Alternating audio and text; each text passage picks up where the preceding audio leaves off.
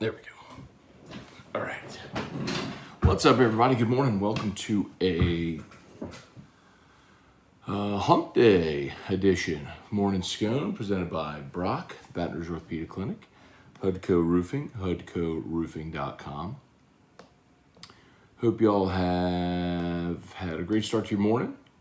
If you're on Facebook, please like the page, share the post. Like the page, share the post. YouTube, smash that like button. Let's see. This thing shared real quick on Twitter. We will roll. So,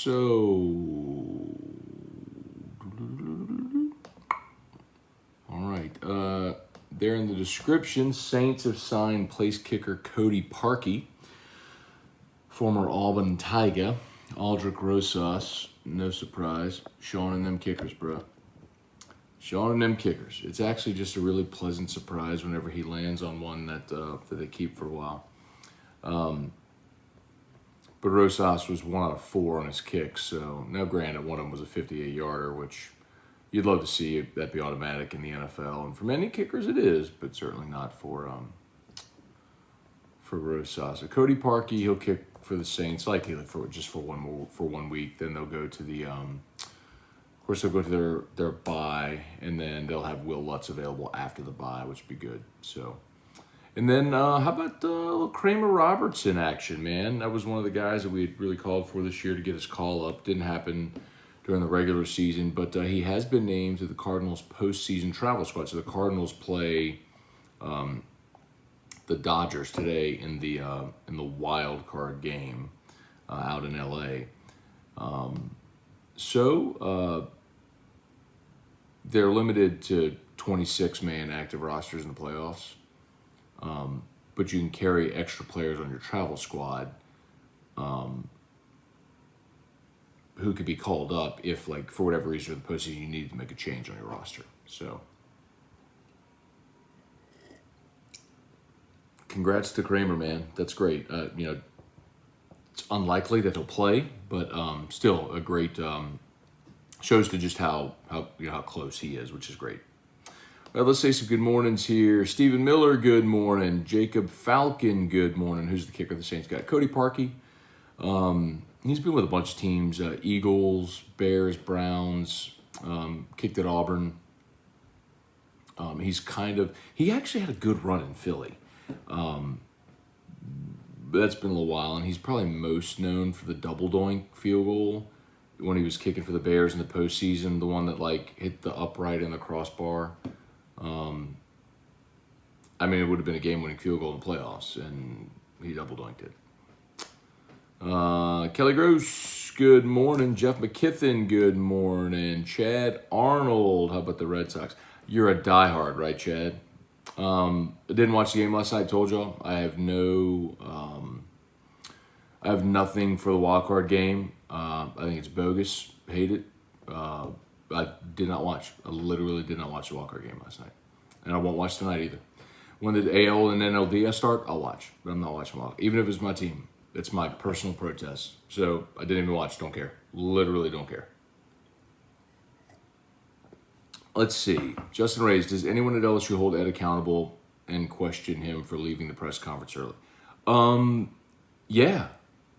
Yeah, Scott Woodward was pretty pissed about that. So, for those who don't know, Monday, let me rephrase. I was told yesterday that people within athletic administration were not happy about that. Ed does his press conference on Monday, and he left after 9 minutes. They do it via Zoom now, and he starts at 12:30, and it's blocked off from 12:30 to 1, and he takes questions for that 30 minutes or until nobody has more questions. Well, there were questions in the queue, and he was like, "Oh, that it? All right," and he got up and walked away. Supposed to be on the SEC teleconference this morning at 10, so see. Roy Issa, good morning. Alex Roboleski, how short of a leash is Coach O on? Lose this week on Who do you think would be interim? Alex, I do not believe, based on conversations I've had, I do not believe that Ed will be fired during the year. I think he will coach out the remainder of the season. And I think not having an obvious choice for interim head coach is part of the reason why you make that decision. Jonathan Martin, Tim Gotro, Kirk Taylor, good morning. Big Boy Hard Knocks, what's up? Strong Side, good morning. Jesse Brown, with the Saints signing a new kicker, does mean Lutz is out longer. Yeah, Lutz will be out this week. So he'll be back after, you would assume, after the bye. So out this week, next week is the bye, and then you're at Seattle week 7. So you would assume that's when you'd have most everybody back. Let's see. Matt, Connor's moving up the depth chart. Not Musso. Okay. Let's see. The whole football season is trash. LSU sucks, and the Saints lost to the Giants. Depressing. The Saints have some room to improve. I'll keep saying that. I won't judge this team. I'm disappointed by Sunday for sure, but I won't judge this team until I see what they look like whole. You're going to get back Michael Thomas. You're going to get back Traquan. You're going to get back Will Lutz. You're going to get back Quan and Davenport, Onyemata. You're going to be a much better team here in a few weeks. So let me see how they look when they're whole. Let's see. Kyle Milliken, morning, Matt. Bitcoin back over 50K, still pumping. You think the Saints could get Stephon Gilmore? Hell no, the Saints aren't getting Stephon Gilmore. Stephon Gilmore's going to Tampa, just like every other buster who's a ring chaser. Stephon Gilmore's going to go to Tampa. The same way Richard Sherman signed with Tampa, the same way that Leonard Fournette went to Tampa last year, the same way that Antonio Brown went to Tampa. Stephon Gilmore got cut by the Patriots today. Stephon Gilmore's going to Tampa. I bet anything on it. Stephon Gilmore's going to go to Tampa. Tom Brady's going to say, hey, go sign Stephon Gilmore. And they will.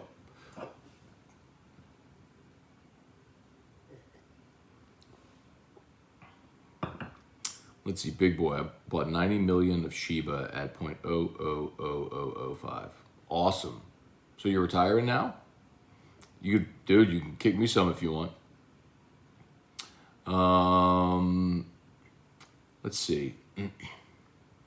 Connor should have been RB1 at the start of the season. O needs to go. He's going to go. Let's see. They're blaming the short presser on technology issues. Kurt,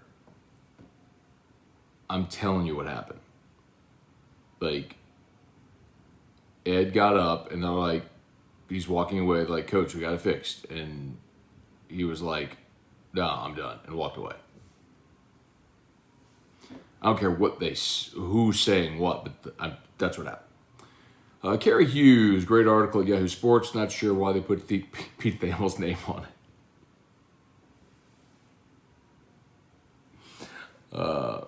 That was mostly. So I opened my show. Pete Thamel wrote a column yesterday at Yahoo, which is basically everything that I've said for months and months and months. All the way down to the buyout figure, the coaches that they potentially target, Jimbo not having a buyout, like all of it. Almost, it's like he had been listening to my show and just wrote it down, took notes, and then wrote a column. Which I'm sure he didn't, but that's how I phrased it yesterday on air.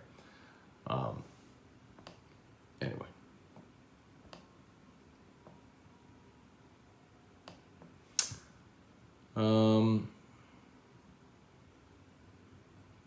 Any chance New Orleans brings in Gilmore or Jalen Smith? So Gilmore's going to... I bet my life Gilmore goes to Tampa. Well, I wouldn't bet my life, but you know what I mean.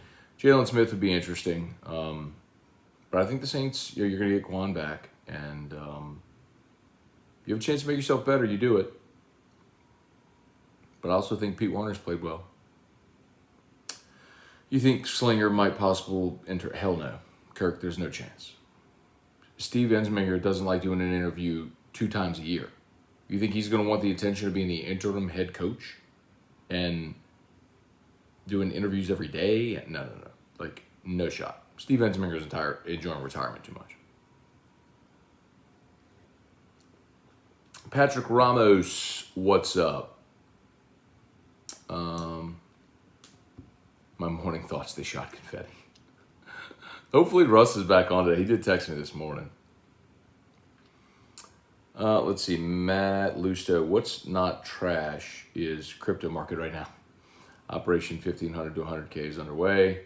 If the NFT I aped into with little research is the reason, I'll be beside myself. Hey man, look, we're in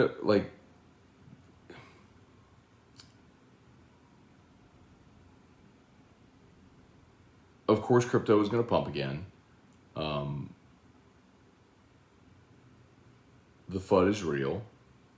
And with the China news a couple of weeks ago, it caused a panic sell-off. And the Bitcoin bull cycle is not over. And it's going to continue running. Probably till December.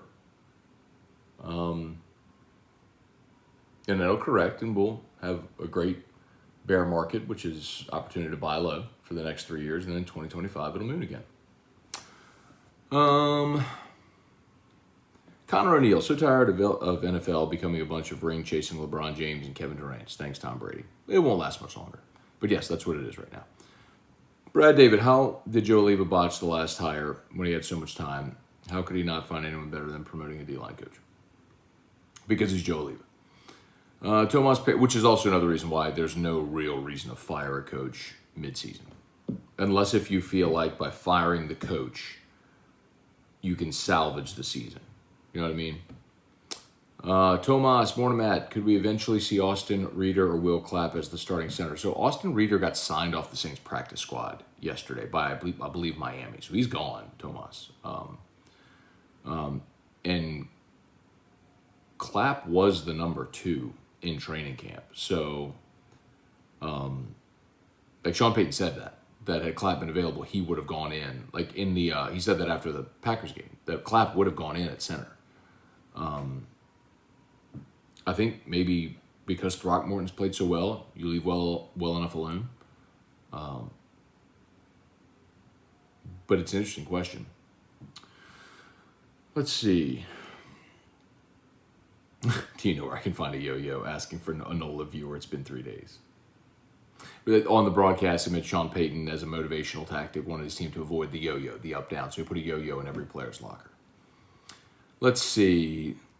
Listen to a lot of sunshine pumping, no flipping the script, coming around to your position about the program. It's amazing. Most everybody is, Kurt. I mean,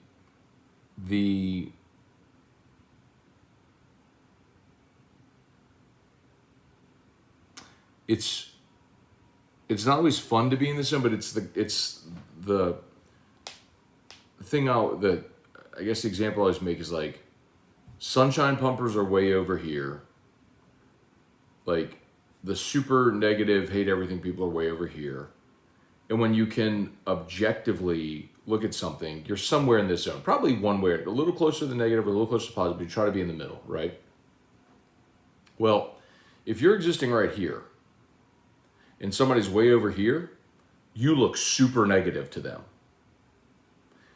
If you're existing here and someone's way over here, you look like a sunshine pumper to them because you're so far from their extreme. But really, you're right here, which is where I try to exist. Admittedly, there's sometimes I'm more positive or more negative. You know, you fall on either side of it. But I try not to exist in these extremes. So because I don't exist here, when I am here, it feels extreme to the people who are out here. So since I've been here all along, all the sunshine pumpers now are coming to join me right here. They're realizing the reality of the situation, which is you got a coach that doesn't know what he's doing. I mean, who doesn't know how to hire, who doesn't know how to manage a game, who has missed in recruiting cycles, has mismanaged the roster. You don't have any competent offensive linemen. Like, y'all, look at the 2019 LSU signing class. I might do this on air today. remember, this should be your junior class, okay? This is your junior class. Derek Stingley, John Emery, Marcel Brooks, gone. Cardell Thomas, you've got nothing out of him. Trey Palmer, Mo Hampton, gone. Apu Ika, gone. Ty Davis-Price, Ray Parker, gone. Dante Starks, gone. Devontae Lee's been playing the wrong position his whole career. Anthony Bradford, Peter Parrish, gone. Redarius Jones, Thomas Perry, Jay Ward, Kendall McCallum, Charles Turner, Cordell Flott, Joe Evans, Sony Fanu, TK McClendon, gone. Desmond Little, Cade York, Quentin Skinner, then Michael Williams. There's 8 dudes from your signing class that aren't on the roster anymore. And then dudes like Emery, Cardell Thomas, Devontae Lee, Charles Turner. These are guys, you've got nothing out of them, you know? It's a problem, bro. Hey, Dad, good morning, Kerry Hughes. Ever heard of a coach bringing back a retired OC to help? I haven't. Love Enzeminger, but it doesn't make sense. I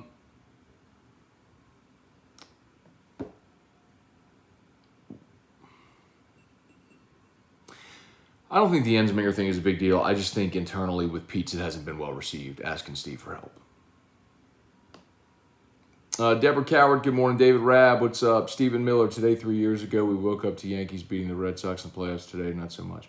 Yeah, it's not really the playoffs, Stephen. It's stupid. The wild card game is stupid. Like, they should not have even played that game. Over 162, the Red Sox and the Yankees had the same record, but the Red Sox won the season series. They should have advanced. The wild card game's stupid. Clark Tiger Davis, good morning. Chad Wilkin, I didn't even watch. I didn't watch the game last night. I took Drew to Albertsons. I did an Epsom salt bath soak, and I watched Shark Tank. I did not even watch the game last night. Chad, Jalen Smith, Stephon Gilmore. My guess they'll end up in Kansas City, Tampa Bay, or LA, right? I said Tampa Bay, but Kansas City's a good choice too. Bill Schmid, good morning. What the heck's going on with GameCoin? Looks like people are dumping. Sucks for them. Bill, this morning, I think it was at 0.0056 or something like that. I mean, there are ebbs and flows in every market, but you meet levels of resistance and levels of support, right? So 2 weeks ago, the high was 0.0047. Then there was a panic sell, and then hit a reflection. It went all the way down to 0.0018. Over the next 2 weeks, it got all the way back up to reclaim that space. Then last Friday, it pumped and got all the way to 0.0061. And now you're just fluctuating to like from 0.05. It's settled. That 0.06 is sort of your resistance level right now. So it's in the upper 0.05. So go to 0.058, 0.05. 0.5, 9. It's existing there until you hit the next pump and it soars past that level of resistance. Mimi and Ward, Mabio, good morning. Dax Jeter. Our offensive line can't block someone on Facebook. Chuck Sanchez, what's up, Chuck? Get it? Up, Chuck? Let's see. Is there any way O saves his job? If he wins out, but that's not going to happen. Jamie Hodges, what's up? Glenn Laurie, good morning. I got to go, y'all, at 7:52. Tyler Coleman, so sorry, y'all. Lowell, Cormier, Deborah Russell, good morning, y'all. Good morning. Jamie Hodges, is Panamsky the one banning local media from having access? We're not banning local media from having access. I mean, Ed just got up and left the press conference on Monday. Okay, I'm sorry, y'all. I got to go because I got to get Drew up and get him to school. I'm very sorry. Hey, listen, Locked on LSU, AFR 3, nightcap with Scone tonight. So however you're watching right now, 9 o'clock p.m. Central Time, right back here. So, and I stay on nightcap for as long as there's questions. So join me then. Okay, see y'all. Peace.